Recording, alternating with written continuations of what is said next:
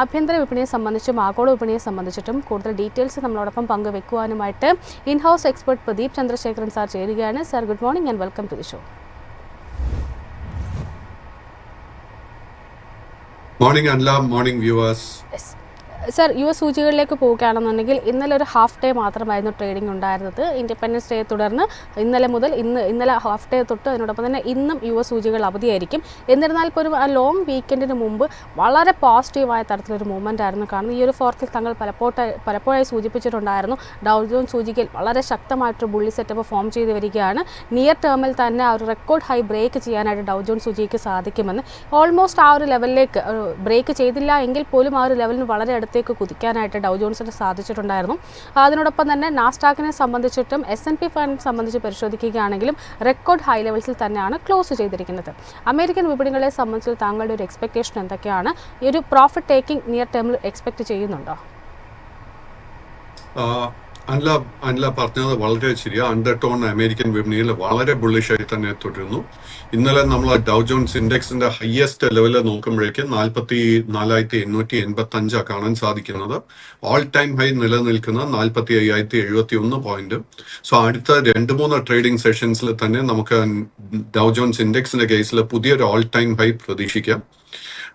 And പറഞ്ഞതുപോലെ തന്നെ ഡൗ John's ഇൻഡെക്സിന്റെ കേസിൽ ഒരേ ഒരു പ്രോബ്ലം നിയർ ടേമിൽ കാണാൻ സാധിക്കുന്നത്, നമുക്ക് ഏറ്റവും അടുത്തുള്ള ബോട്ടം കാണാൻ സാധിക്കുന്നത് ജൂൺ 23-നായിരുന്നു. ജൂൺ 23-ന് ശേഷം ഡൗ ജോൺസ് ഇൻഡെക്സിന്റെ കേസിൽ ഒരു പ്രോഫിറ്റ് ടേക്കിംഗ് നടന്നിട്ടില്ല. അതുകൊണ്ട് തന്നെ ഏത് നിമിഷവും നമ്മൾ നേരിയ പ്രോഫിറ്റ് ടേക്കിങ്ങിന് വേണ്ടി പ്രിപ്പയർഡ് ആയിരിക്കണം. കൈവശം ഓൾറെഡി ലോങ് പൊസിഷൻസ് ഉണ്ടെങ്കിൽ ആ പൊസിഷൻ മെയിൻറ്റെയിൻ ചെയ്യാം. ബട്ട് പുതിയ ലോങ് പൊസിഷൻസ് എടുക്കാൻ ആഗ്രഹിക്കുന്നുണ്ടെങ്കിൽ നമ്മൾ കറക്ഷൻ പ്രോഫിറ്റ് ടേക്കിങ്ങിന് വേണ്ടി വെയിറ്റ് ചെയ്യണം. നാസ്ഡാക്ക് ഇൻഡെക്സിന്റെ കേസിൽ വീണ്ടും ശക്തമായിട്ടൊരു ക്ലോസ് ആയിരുന്നു നമുക്ക് കാണാൻ സാധിച്ചത്. വീണ്ടും ഒരു റെക്കോർഡ് ഓൾ ടൈം ഹൈലായിരുന്നു നാസ്ഡാക്ക് ഇൻഡെക്സ് നമുക്ക് ക്ലോസിംഗ് നൽകിയത്. ടെക്നോളജി സ്റ്റോക്സ് നോക്കുമ്പോഴേക്കും നമുക്ക് ഒരേ ഒരു ടെക്നോളജി സ്റ്റോക്സിലെ ഒരു വീക്ക് ക്ലോസ് കാണാൻ സാധിച്ചുള്ളൂ. That was in the case of Tesla. മറ്റെല്ലാ ടെക്നോളജി മേജേഴ്സിലും നമുക്ക് ശക്തമായിട്ട് ഒരു ബുള്ളിഷ് അണ്ടർടോൺ കാണാൻ സാധിക്കുന്നുണ്ട്. നാസ്ഡാക്ക് ഇൻഡെക്സിന്റെ കേസിൽ ഇനി നമ്മൾ ശ്രദ്ധിച്ചിരിക്കേണ്ട 3 മേജർ റെസിസ്റ്റൻസ്. ആദ്യത്തെ 22,980, അത് ബ്രേക്ക് ചെയ്യപ്പെട്ടാൽ 23,120, 23,250.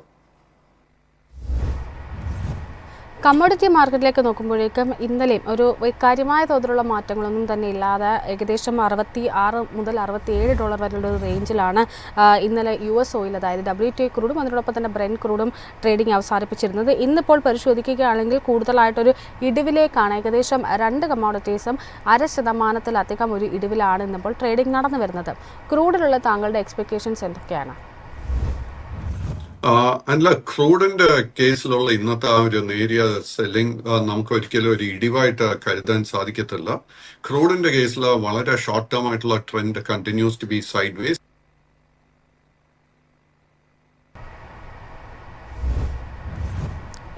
ഏതായാലും ചില സാങ്കേതിക തടസ്സങ്ങൾ നേരിടുകയാണ്. കേൾക്കാൻ സാധിക്കുന്നുണ്ട്. $63 $69 ഇടയിൽ ട്രേഡിംഗ് നടക്കുകയാണെങ്കിൽ the trend continues to be sideways only. So ആ $63-$69 ഇടയിൽ ട്രേഡിംഗ് നടക്കുകയാണെങ്കിൽ the trend will continue to be sideways. നമുക്ക് ഒരു ട്രേഡിംഗ് ഹൗസിനും ലഭിക്കത്തില്ല. നമുക്ക് ഷോർട്ട് ടേമിലെ ബുള്ളിഷ്നെസ് കാണണമെങ്കിൽ $69 റെസിസ്റ്റൻസ് ബ്രേക്ക് ചെയ്യണം. അതല്ലെങ്കിൽ ഷോർട്ട് പൊസിഷൻ എടുക്കാൻ സാധിക്കണമെങ്കിൽ $63 സപ്പോർട്ട് ബ്രേക്ക് ചെയ്യപ്പെടണം. ഇതിനിടെ ട്രേഡിംഗ് നടന്നു വരികയാണെങ്കിൽ നമ്മൾ ഒരിക്കലും ക്രൂഡിന്റെ കേസിൽ ഒരു പുതിയ ലോങ് പൊസിഷനോ ഷോർട്ട് പൊസിഷനോ എടുക്കാൻ ശ്രമിക്കരുത്. ഗോൾഡിലേക്ക് എത്തുകയാണെങ്കിൽ ഗോൾഡിൽ ഇന്നലെ ഏകദേശം ഒരു വൈകുന്നേരം 6 മണിയോടുകൂടി വളരെ ശക്തമായിട്ടൊരു സെൽ ഓഫ് കാണാൻ സാധിച്ചിരുന്നു. എന്നാൽ പിന്നീട് അവിടെ നിന്ന് ബൗൺസ് ബാക്ക് നടത്തുകയും പിന്നീട് ഇപ്പോൾ വരെയും പരിശോധിക്കുമ്പോഴേക്കും വളരെ റേഞ്ച് ബൗണ്ട് ആയിട്ടുള്ളൊരു മൂവ്മെൻ്റ് ആണ് കാണുന്നത്. ട്രോയ് ഓൺസിന് $3,328 എന്നൊരു നിലയിലാണ് ഇപ്പോൾ ട്രേഡിംഗ് പുരോഗമിച്ചുകൊണ്ടിരിക്കുന്നത്. ഓൾമോസ്റ്റ് ഫ്ലാറ്റിഷ് ആയിട്ടുള്ളൊരു ടോണിലാണ്. ഗോൾഡിലുള്ള താങ്കളുടെ ഒരു എക്സ്പെക്ടേഷൻസ് എന്തൊക്കെയാണ്? സ്വർണത്തിന്റെ കേസിൽ ലോങ് ടേം ട്രെൻഡ് ബുള്ളിഷായി തന്നെ തുടരുന്നു. കഴിഞ്ഞ 2-3 ട്രേഡിംഗ് സെഷൻസിൽ ഒരു ചെറിയ ബുള്ളിഷ് സെറ്റപ്പ് ഷോർട്ട് ടേമിന് വേണ്ടി ഫോം ചെയ്തിരുന്നു. ഹൗവർ ഇന്നലത്തെ ആ ഒരു വീക്ക് ക്ലോസിനെ തുടർന്ന് ആ ഒരു ബുള്ളിഷ് സെറ്റപ്പ് നെഗേറ്റ് ചെയ്ത് പോയിട്ടുണ്ട്. കൈവശം ഓൾറെഡി ലോങ് പൊസിഷൻ ഉണ്ടെങ്കിൽ $3,310 സ്ട്രിക്റ്റ് ആയിട്ട് സ്റ്റോപ്പ് മെയിൻറ്റെയിൻ ചെയ്യണം. ആ ഒരു സപ്പോർട്ട് ബ്രേക്ക് ചെയ്യപ്പെട്ടാൽ ഷോർട്ട് ടേം ട്രെൻഡ് ബെയറിഷായി മാറും. അറ്റ് ദ സെയിം ടൈം ഈ ഒരു ബെയറിഷ്നെസ് റിവേഴ്സ് ചെയ്യപ്പെടണമെങ്കിൽ $3,385 അഞ്ചിന്റെ റെസിസ്റ്റൻസും ശ്രദ്ധിച്ചിരിക്കണം. ആ ഒരു റെസിസ്റ്റൻസ് ബ്രേക്ക് ചെയ്യപ്പെട്ടാൽ ഷോർട്ട് ടേമിൽ നമുക്ക് വീണ്ടും ബുള്ളിഷ്നെസ് കാണാൻ സാധിക്കും. ആഭ്യന്തര വിപണിയിലേക്ക് എത്തുമ്പോൾ ഇന്നലെ ഒരു എക്സ്പയറി ഡേ ആയിരുന്നു. ഉച്ചയ്ക്ക് ശേഷം അതായത് സെക്കൻഡ് ഹാഫിലേക്ക് നോക്കുമ്പോഴേക്കും കൂടുതലായിട്ട് ബിയാസിൻ്റെ കൈവശമുള്ള വിപണിയായിരുന്നു കാണാൻ സാധിച്ചിരുന്നത്. ഒരു ഘട്ടത്തിൽ 25,400 എന്നൊരു ലെവലും കൈവിടുന്നൊരു സ്ഥിതി കണ്ടിരുന്നു. എന്നാൽ ക്ലോസിംഗ് ടൈം ആയപ്പോഴേക്കും വളരെ സ്ട്രഗിൾ ചെയ്തുകൊണ്ട് 25,405 എന്നൊരു നിലയിലാണ് നിഫ്റ്റി 50 ഇന്നലെ ക്ലോസ് ചെയ്തിരിക്കുന്നത്. കൃത്യമായി പറയുകയാണെങ്കിൽ 25,405.3 എന്ന നിലയിലാണ് ക്ലോസ് ചെയ്തിരിക്കുന്നത്. നിഫ്റ്റി 50യെ സംബന്ധിച്ചുള്ള താങ്കളുടെ ഒരു എക്സ്പെക്ടേഷൻസ് എന്തൊക്കെയാണ്? ഇപ്പോഴും ഈ ഒരു റേഞ്ച് ബൗണ്ട് മൂവ്മെന്റിനെ താങ്കൾ എങ്ങനെയാണ് വിലയിരുത്തുന്നത്? അല്ല, നിഫ്റ്റി 50യുടെ കേസിൽ നമുക്ക് മേജർ ബോട്ടം കാണാൻ സാധിക്കുന്നത് 24,465 പോയിന്റിലാണ് കാണാൻ സാധിക്കുന്നത്. അവിടുന്ന് കാര്യമായിട്ട് ഒരു കറക്ഷൻ ഒന്നും ഇല്ലാതെ തന്നെ നമുക്ക് 27,670 പോയിന്റ് വരെ നമുക്ക് നേട്ടം കാണാൻ സാധിച്ചിരുന്നു. അതിനുശേഷം കഴിഞ്ഞ 4 ട്രേഡിംഗ് സെഷൻസിൽ ഒരു പ്രോഫിറ്റ് ടേക്കിംഗ് നടക്കുന്നത്. സോ നമ്മൾ എന്താ ചെയ്യേണ്ടതെന്ന് വെച്ച് കഴിഞ്ഞാൽ ഈ ഒരു പ്രോഫിറ്റ് ടേക്കിംഗ് അവസാനിച്ചു എന്ന് സ്ഥിരീകരിച്ചതിന് ശേഷം മാത്രം പുതിയ ഫണ്ട്സ് കമ്മിറ്റ് ചെയ്യുക.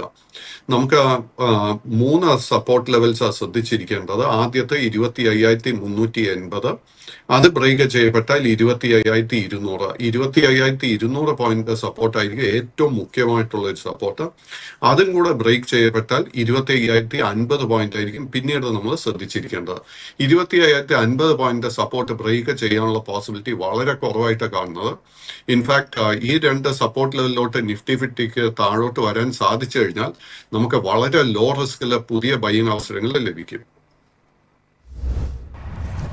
ഇന്നലെ നിഫ്റ്റിനെ ഏറ്റവും അധികം ഡ്രാഗ് ചെയ്തതിൽ പ്രധാന പങ്ക് വഹിച്ചിരിക്കുന്നത് നിഫ്റ്റി ബാങ്ക്, ഒപ്പം തന്നെ ഫൈനാൻഷ്യൽ സർവീസ് സൂചികളിലെ ഓഹരിയായിരുന്നു. അതിൽ തന്നെ നിഫ്റ്റി ബാങ്കിലേക്ക് എത്തുകയാണെങ്കിൽ ഏകദേശം 207ഓളം പോയിന്റ്സിന് ഒരു ഇടിവായിരുന്നു റിപ്പോർട്ട് ചെയ്തിട്ടുണ്ടായിരുന്നത്. 56,791.95 എന്ന നിലയിലാണ് ഇന്നലെ ബാങ്ക് നിഫ്റ്റി ട്രേഡിംഗ് അവസാനിപ്പിച്ചിരിക്കുന്നത്. ബാങ്ക് നിഫ്റ്റിയിലുള്ള താങ്കളുടെ ഒരു എക്സ്പെക്ടേഷൻസ് എന്തൊക്കെയാണ്? നിഫ്റ്റി ബാങ്കിന്റെ കേസിലും അണ്ടർടോൺ വളരെ ബുള്ളിഷായി തന്നെ തുടരുന്നു. നമുക്ക് മിഞ്ഞാന്നത്തെ ട്രേഡിലായിരുന്നു പുതിയൊരു ഓൾ ടൈം ഹൈ കാണാൻ സാധിച്ചത്. ബട്ട് പുതിയൊരു ഓൾ ടൈം ഹൈ നൽകിയതിനു ശേഷം ബാങ്കിങ് ഓഹരിയിലൊക്കെ നമുക്ക് പ്രോഫിറ്റ് ടേക്കിംഗ് കാണാൻ സാധിച്ചിരുന്നു. ഇനി നമ്മൾ ശ്രദ്ധിച്ചിരിക്കേണ്ട മേജർ 2 സപ്പോർട്ട് ഏരിയ, ആദ്യത്തെ 56,400, അതിനുശേഷം 56,100. 56,100 നിഫ്റ്റി ബാങ്ക് ഇൻഡെക്സിന് വരാൻ സാധിച്ചാൽ നമുക്ക് എഗെയിൻ വളരെ ലോ റിസ്ക് ബൈയിങ് അവസരങ്ങൾ ലഭിക്കും.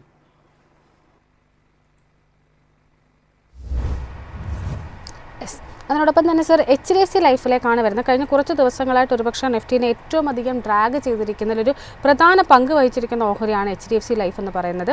ഇന്നലെ ഏകദേശം 0.5% നഷ്ടത്തിൽ 785.85 എന്ന നിലയിലാണ് ക്ലോസ് ചെയ്തിരിക്കുന്നത്. അതിനോടൊപ്പം തന്നെ കഴിഞ്ഞ ദിവസങ്ങളിലൊക്കെ ആയിട്ട് ഏകദേശം 3% മുകളിലുള്ള ഒരു നഷ്ടമാണ് ഈ ഒരു ഓഹരി രേഖപ്പെടുത്തിയിരിക്കുന്നത്. HDFC ലൈഫ് ഓഹരികളുള്ള താങ്കളുടെ ഒരു വ്യൂ എന്താണ്? HDFC ലൈഫിന്റെ കേസിൽ undertone continues to be very very bullish. HDFC life 4 ദിവസം മുൻപായിരുന്നു നമുക്ക് പുതിയൊരു ഓൾ ടൈം ഹൈ 818, 820 ആ റേഞ്ചിൽ നമുക്ക് നൽകിയത്. അതിനുശേഷം കഴിഞ്ഞ 3 ട്രേഡിംഗ് സെഷൻസിൽ പ്രോഫിറ്റ് ടേക്കിംഗ് കാണാൻ സാധിക്കുന്നുണ്ട്. കൈവശം ലോങ് പൊസിഷൻസ് ഉണ്ടെങ്കിൽ അത് മെയിൻറ്റെയിൻ ചെയ്യുക. നമ്മൾ ശ്രദ്ധിച്ചിരിക്കേണ്ട മേജർ സപ്പോർട്ട് 755, 760 ആ ഒരു റേഞ്ചിലോട്ട് HDFC ലൈഫിന് വരാൻ സാധിച്ചു കഴിഞ്ഞാൽ വീണ്ടും നമുക്ക് ലോ റിസ്കിൽ ഒരു ബൈയിങ് അവസരം ലഭിക്കും. തിരിച്ച് റിക്കവറി ബൈയിങ് ഇൻട്രസ്റ്റ് വരുന്ന സമയത്ത് നമ്മൾ ശ്രദ്ധിച്ചിരിക്കേണ്ട 3 റെസിസ്റ്റൻസ്, ആദ്യത്തെ 800, 810, 820. സർ, ഒപ്പം ഇസാഫുമായി ബന്ധപ്പെട്ടുള്ള താങ്കളുടെ ഒരു വ്യൂയിലേക്കാണ് പോകുന്നത്. ഇസാഫിനെ സംബന്ധിച്ചുള്ള താങ്കളുടെ ഒരു long and short time expectations എന്തൊക്കെയാണ്? ഇസാഫ് സ്മോൾ ഫൈനാൻസ് ബാങ്ക് അടുത്ത കാലത്തായിരുന്നു ലിസ്റ്റ് ചെയ്യപ്പെട്ടത്. ആൻഡ് കഴിഞ്ഞ മാർച്ച് മാസത്തിലായിരുന്നു നമുക്ക് ഒരു ഓൾ ടൈം ലോ ഈ സ്റ്റോക്കിൽ കാണാൻ സാധിച്ചത്. അതിനുശേഷം കഴിഞ്ഞ 3 മാസത്തെ ട്രേഡിങ്ങിൽ ഗ്രാജുവൽ ആയിട്ട് ബൈയിങ് ഇൻട്രസ്റ്റ് ഈ സ്റ്റോക്കിൽ വന്നിട്ടുണ്ട്. നമ്മൾ ഒരു അല്പം വോളറ്റിലിറ്റിക്ക് പ്രിപ്പയർഡ് ആണെങ്കിൽ കറന്റ് ലെവൽസിൽ നമ്മൾ ലോങ് പൊസിഷൻസ് ബിൽഡപ്പ് ചെയ്യാൻ ശ്രമിക്കണം. വളരെ ലോ റിസ്ക് ആയിട്ട് ഒരു ബൈയിങ് സെറ്റപ്പ് ഇസാഫിൽ ഫോം ചെയ്ത് വരുന്നത്. ഇതിൽ ഫേസ് ചെയ്യാൻ പോകുന്ന 3 മേജർ റെസിസ്റ്റൻസ്, ആദ്യത്തെ 36 രൂപ, 39 രൂപ, 40 രൂപ. ഐ റിപ്പീറ്റ്, 36 രൂപ, 39 രൂപ, 40 രൂപ. കഴിഞ്ഞ ദിവസങ്ങളിലായിട്ട് മികച്ച മുന്നേറ്റം നടത്തിയ ഒരു സെക്ടർ എന്ന് പറയുന്നത് ഡിഫൻസ് ഓഹരികളായിരുന്നു. ഡിഫൻസ് ഓഹരികളെ സംബന്ധിച്ച് സൂചിപ്പിക്കുമ്പോഴേക്കും ഇപ്പോൾ ലേറ്റസ്റ്റ് ആയിട്ട് പുറത്തു വന്നിരിക്കുന്ന ഒരു റിപ്പോർട്ട് അനുസരിച്ചിട്ട് DAC ഏകദേശം 1.05 ലക്ഷം കോടി രൂപ ഇന്ത്യയുടെ ആർമഡ് ഫോഴ്സിനായിട്ട് നൽകുമെന്ന് ആ ഒരു ആക്ടിവിറ്റീസിനായിട്ട് നൽകുമെന്നാണ്, ബൂസ്റ്റ് ചെയ്യാനായിട്ട് നൽകുമെന്നാണ് റിപ്പോർട്ട്സുകൾ പുറത്തു വന്നിരിക്കുന്നത്. അതുകൊണ്ട് ഡിഫൻസ് ഓഹരികളിലേക്കാണ് നമ്മൾ പ്രധാനമായിട്ടും ഇപ്പോൾ പോകുന്നത്. ആദ്യത്തേത് മെസഗോൺ ഡോക്കുമായി ബന്ധപ്പെട്ടുള്ള താങ്കളുടെ ഒരു വ്യൂ ആണ്. മെസഗോൺ ഡോക്കിനെ സംബന്ധിച്ച് പരിശോധിക്കുമ്പോഴേക്കും ഈ ഒരു വീക്ക് കംപ്ലീറ്റ് ആയിട്ട് വളരെ കൺസോളിഡേറ്റഡ് ആയിട്ടുള്ള ഒരു മൂവ്മെൻ്റ് ആണ്, വളരെ റേഞ്ച് ബൗണ്ട് ആയിട്ടൊരു മൂവ്മെൻ്റ് ആണ് കാണാൻ സാധിച്ചിരിക്കുന്നത്. ഇന്നലെ 0.29% നേട്ടം നിലനിർത്തിക്കൊണ്ടായിരുന്നു മെസഗോൺ ഡോക്ക് ഓഹരികൾ ക്ലോസ് ചെയ്തിരിക്കുന്നത്. മെസഗോൺ ഡോക്കിലുള്ള താങ്കളുടെ ഒരു ടേക്ക് എന്താണ്? മാസഗോൺ ഡോക്കിന്റെ കേസിൽ ലോങ് ടേം ട്രെൻഡ് ബുള്ളിഷായി തന്നെ കണ്ടിന്യൂ ചെയ്യുന്നു. But short term trend side vase ആയി മാറിയിട്ടുണ്ട്. ഈ സ്റ്റോക്കിൽ നമുക്ക് വളരെ ലോ റിസ്ക് ഒരു ബൈങ് അവസരം ലഭിക്കണമെങ്കിൽ 3400 രൂപയുടെ റെസിസ്റ്റൻസ് ബ്രേക്ക് ചെയ്യാൻ വേണ്ടി വെയിറ്റ് ചെയ്യണം. കൈവശം ഓൾറെഡി ഒരു ലോങ് പൊസിഷൻ ഉണ്ടെങ്കിൽ 3050 രൂപയിലായിരിക്കണം നമ്മൾ സ്റ്റോപ്പ് മെയിൻറ്റെയിൻ ചെയ്യേണ്ടത്. നമ്മൾ മാസഗോൺ ഡോക്ക് സ്റ്റഡി ചെയ്യുന്ന സമയത്ത് ഇതിനോടൊപ്പം നമ്മൾ പഠിക്കേണ്ട മറ്റ് 2 ship building stocks. One is Garden Reach ship builders.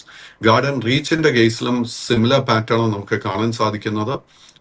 ഏകദേശം 5-8 ട്രേഡിംഗ് സെഷൻസ് മുൻപായിരുന്നു ഈ സ്റ്റോക്കിൽ നമുക്കൊരു ഓൾ ടൈം ഹൈ കാണാൻ സാധിച്ചത് 3505 രൂപയ്ക്ക് അടുത്ത്. അതിനുശേഷം ഈ സ്റ്റോക്കിലും പ്രോഫിറ്റ് ടേക്കിംഗ് നടന്നുകൊണ്ട് തന്നെ ഇരിക്കുന്നു. ഇതിൽ നമുക്ക് പുതിയൊരു ലോ റിസ്ക് ബൈങ് അവസരം ലഭിക്കണമെങ്കിൽ 3110 രൂപയുടെ റെസിസ്റ്റൻസ് ബ്രേക്ക് ചെയ്യാൻ വേണ്ടി വെയിറ്റ് ചെയ്യണം. കൊച്ചിൻ ഷിപ്പ്യാർഡിന്റെ കേസിൽ സിമിലർ പാറ്റേൺ. കൊച്ചിൻ ഷിപ്പ്യാർഡിന്റെ കേസിലും long term trend is bullish, but short term ട്രെൻഡിൽ നമുക്ക് വീക്ക്നെസ് കാണാൻ സാധിക്കുന്നുണ്ട്. ഇതിൽ നമ്മൾ സപ്പോർട്ടായിട്ട് മെയിൻ സപ്പോർട്ട് ലെവൽ ശ്രദ്ധിച്ചിരിക്കേണ്ട 1920 രൂപ. ആ ഒരു സപ്പോർട്ട് നിലനിർത്താൻ സാധിച്ചു കഴിഞ്ഞാൽ നമുക്ക് വീണ്ടും ലോ റിസ്കിൽ ഒരു ബൈങ് അവസരം ലഭിക്കും. ബുള്ളിഷ് ട്രിഗർ ഇപ്പം നിലനിൽക്കുന്ന 2120 രൂപയിലാണ്. ബട്ട് ഷിപ്പ് ബിൽഡിംഗിൽ വരുമ്പോഴേക്കും അല്ലെങ്കിൽ ഷിപ്പ് റിലേറ്റഡ് ഇൻഡസ്ട്രിയിലോട്ട് വരുമ്പോഴേക്കും എൻ്റെ ശ്രദ്ധ പുതിയൊരു സ്റ്റോക്കിലോട്ടാണ് വന്നിരിക്കുന്നത്. That is Gujarat Pipavav port limited. And ഈ ഒരു സ്റ്റോക്കിൽ നമുക്ക് മെയ് മാസത്തിന് ശേഷം ഗ്രാജുവൽ ആയിട്ട് ബൈയിങ് ഇൻട്രസ്റ്റ് വന്നു തുടങ്ങിയിട്ടുണ്ട്.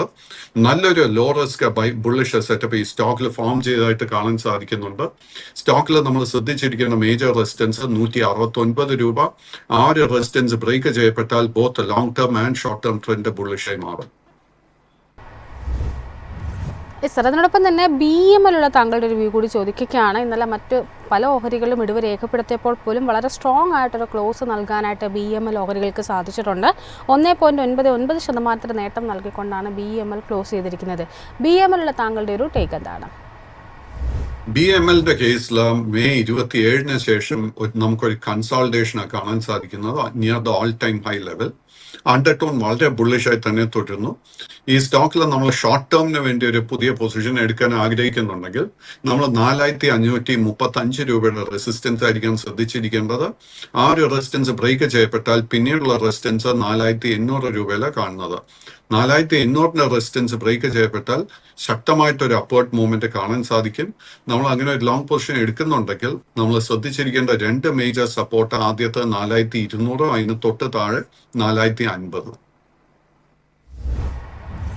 അടുത്തതായി BHELലേക്കുള്ള താങ്കളുടെ ഒരു ടേക്കാണ് ചോദിക്കുന്നത്. ഇന്നലെ ഏകദേശം 1.15% ഒരു ഇടിവായിരുന്നു റിപ്പോർട്ട് ചെയ്തിട്ടുണ്ടായിരുന്നത്. ഈ ഒരു വീക്ക് പരിശോധന പ്രത്യേകിച്ച് ജൂൺ 30 മുതൽ ഇങ്ങോട്ടേക്ക് നോക്കുമ്പോഴേക്കും തുടർച്ചയായിട്ട് ഈ ഒരു ഓഹരിയിൽ ഒരു പ്രോഫിറ്റ് ടേക്കിംഗ് ആണ് കാണുന്നത്. BHELലുള്ള താങ്കളുടെ ഒരു എക്സ്പെക്ടേഷൻസ് എന്തൊക്കെയാണ്? ഭാരത് ഹെവി ഇലക്ട്രിക്കൽസിന്റെ കേസിൽ അണ്ടർടോൺ ബുള്ളിഷായി തന്നെ തുടരുന്നു. കഴിഞ്ഞ 4 ട്രേഡിംഗ് സെഷൻസിൽ ഹെൽത്തി ആയിട്ട് ഒരു പ്രോഫിറ്റ് ടേക്കിംഗ് നടക്കുന്നുണ്ട്. നമ്മൾ ഈ സ്റ്റോക്കിൽ ശ്രദ്ധിച്ചിരിക്കുന്ന മേജർ സപ്പോർട്ട് 248 മുതൽ 255 രൂപ വരെ. ആ ഒരു സപ്പോർട്ട് നിലനിൽക്കുമെന്നാണ് ഞാൻ വിശ്വസിക്കുന്നത്. ആ ഒരു സപ്പോർട്ട് ഹോൾഡ് ചെയ്യാൻ സാധിച്ചു കഴിഞ്ഞാൽ നമുക്ക് വീണ്ടും ഈ സ്റ്റോക്കിലും ലോ റിസ്ക് ആയിട്ട് ഒരു ബൈങ് അവസരം ലഭിക്കും. സ്റ്റോക്കിൽ നമ്മൾ ശ്രദ്ധിച്ചിരിക്കുന്ന മേജർ റെസിസ്റ്റൻസ് ലെവൽ ആദ്യത്തെ 265, 272, 278, 285. സർ, അപ്പം തന്നെ നിഫ്റ്റി ഓയിൽ ആൻഡ് ഗ്യാസ് സൂചികയുമായി ബന്ധപ്പെട്ട ചില ഓഹരികളിലേക്കാണ് താങ്കളുടെ ഒരു ശ്രദ്ധ കൊണ്ടുപോകുന്നത്. അതിൽ ആദ്യമായി ചോദിക്കാൻ ആഗ്രഹിക്കുന്നത് IGL അഥവാ ഇന്ദ്രപ്രസ്ഥ ഗ്യാസ് ലിമിറ്റഡുമായി ബന്ധപ്പെട്ടുള്ള താങ്കളുടെ ഒരു വ്യൂ ആണ് ചോദിക്കുന്നത്. ഈ IGLലേക്ക് നോക്കുമ്പോഴേക്കും ഇന്നലെ ഏകദേശം ഒരു 0.5% ഒരു ഇടിവിലായിരുന്നു ക്ലോസ് ചെയ്തിട്ടുണ്ടായിരുന്നത്. പക്ഷേ ഓഹരിയെ സംബന്ധിച്ച് തുടർച്ചയായിട്ടൊരു നേട്ടം നൽകി വന്ന ഓഹരി കൂടി, അതിൽ അപ്സൈഡിലേക്ക് മൂവ് ചെയ്തൊരു ഓഹരി കൂടിയായിരുന്നു. IGLലുള്ള താങ്കളുടെ ഒരു ടേക്ക് എന്താണ്?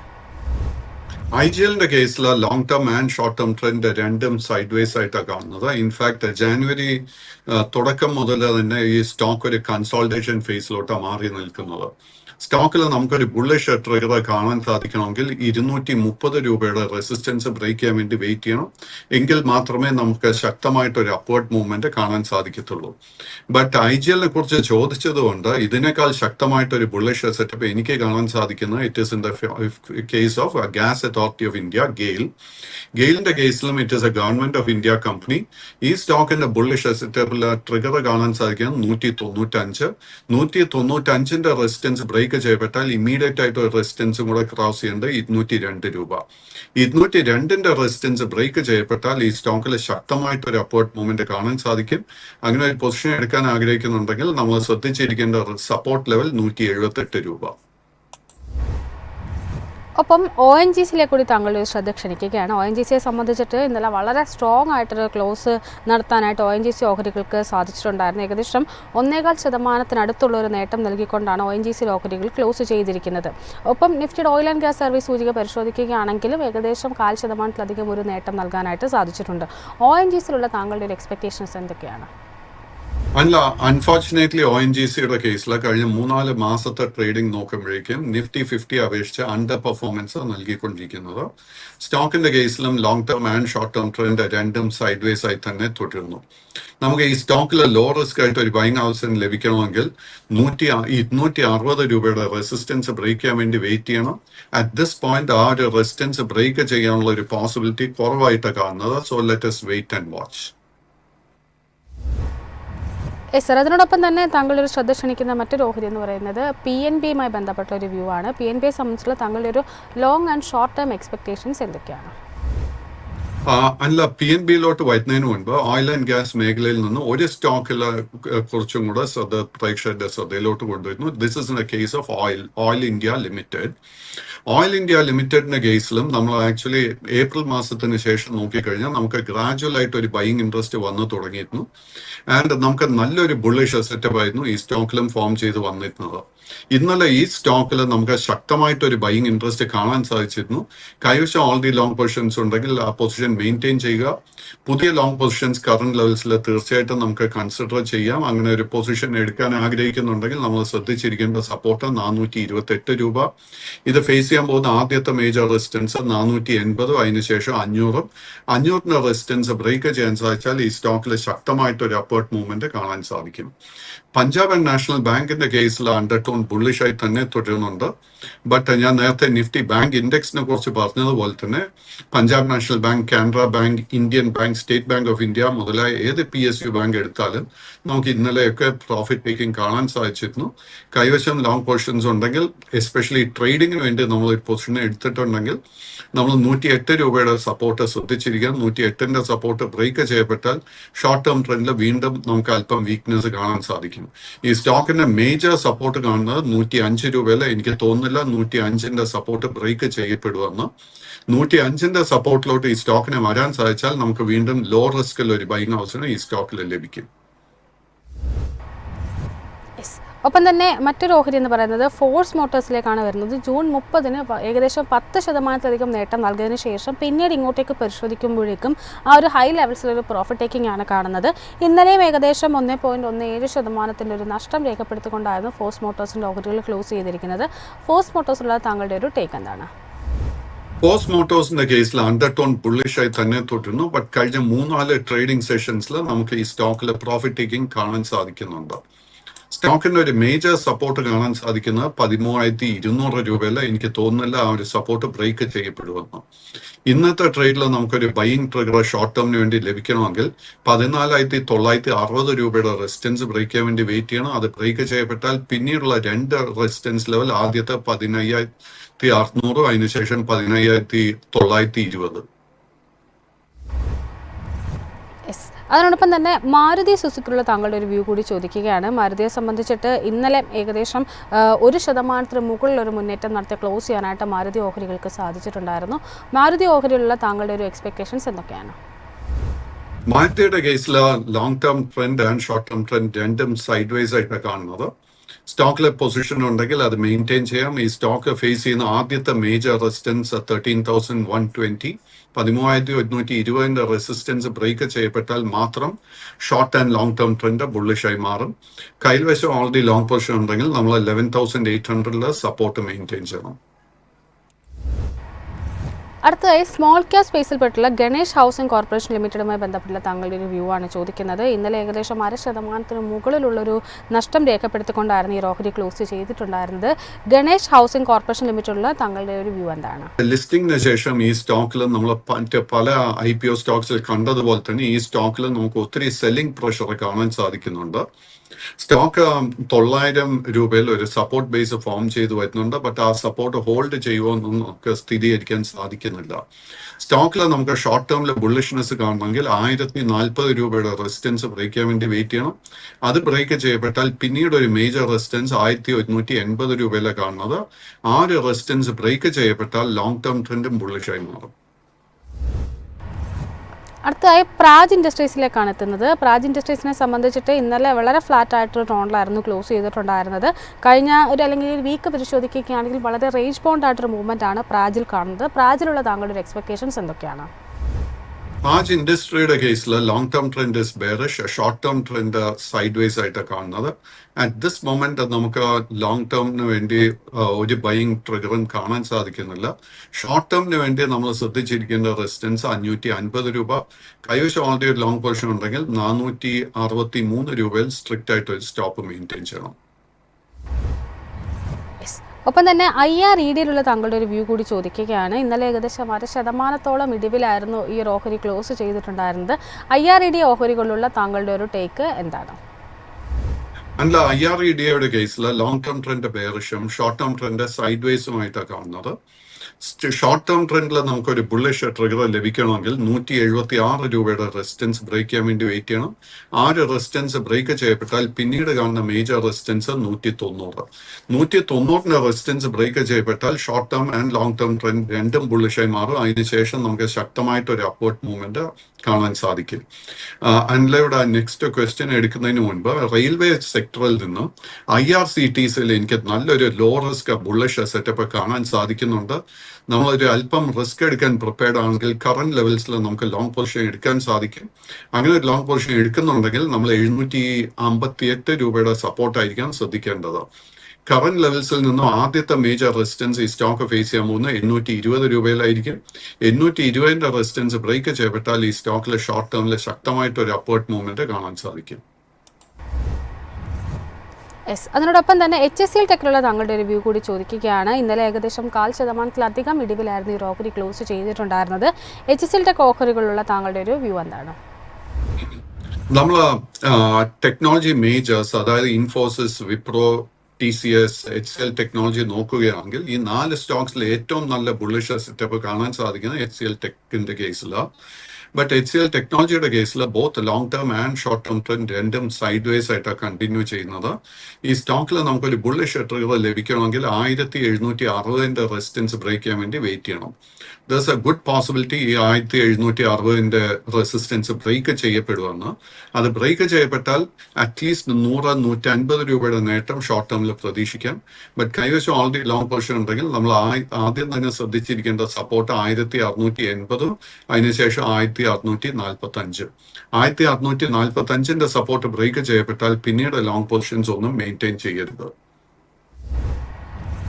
താങ്കളെ ഫ്രീ ആക്കുന്നതിന് മുമ്പ് അവസാനമായിട്ടുള്ള ഒരു ക്വസ്റ്റ്യൻ എന്ന് പറയുന്നത് ആസ്റ്റർ DMമായി ബന്ധപ്പെട്ടൊരു വ്യൂ ആണ്. ഇന്നലെ ഏകദേശം 10% നേട്ടം നൽകിയ ഒരു ഓഹരിയായിരുന്നു ആസ്റ്റർ DM എന്ന് പറയുന്നത്. ആസ്റ്റർ DMലുള്ള താങ്കളുടെ ഒരു ടേക്ക് എന്താണ്?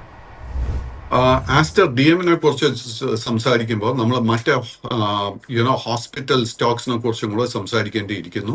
നാരായണ ഹൃദയാലയ, അതുപോലെ തന്നെ റെയിൻബോ, അപ്പോളോ ഹോസ്പിറ്റൽ മുതലായ എല്ലാ ഹോസ്പിറ്റൽ സ്റ്റോക്സിലും കഴിഞ്ഞ 2-3 ട്രേഡിംഗ് സെഷൻസിൽ ശക്തമായിട്ടൊരു അപ്വേർഡ് മൂവ്മെന്റ് കാണാൻ സാധിക്കുന്നുണ്ട്. അണ്ടർടോൺ വളരെ ബുള്ളിഷായി തന്നെ കണ്ടിന്യൂ ചെയ്യുന്നു.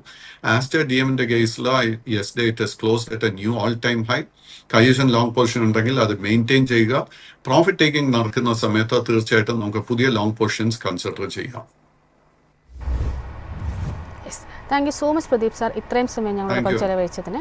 യെസ്, ഏതായാലും നമ്മളുടെ ഇന്നത്തെ ഒരു സെഷൻ ഇവിടെ വൈൻഡപ്പ് ചെയ്യാനുള്ളൊരു സമയമായിരിക്കുകയാണ്.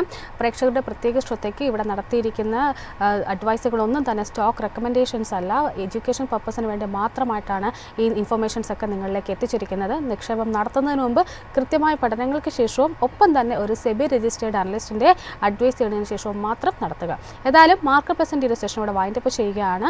അല്പസമയത്തിനകം മാർക്കറ്റ് സ്ക്രീൻ ലൈവായിട്ട് എത്തുന്നതായിരിക്കും. യൂട്യൂബ് ചാനൽ നിങ്ങൾ ലൈവായിട്ട് ഈ പ്രോഗ്രാം കാണുന്നതാണ്. അതിനുശേഷം 9:30 മുതൽ 10:30 വരെ മൈഫിൻ്റെ ഓപ്പണിംഗ് അവേഴ്സുമായിട്ട് സൂരജ് സാറും ജാസ്മിൻ ജമാലും ചേരുന്നു.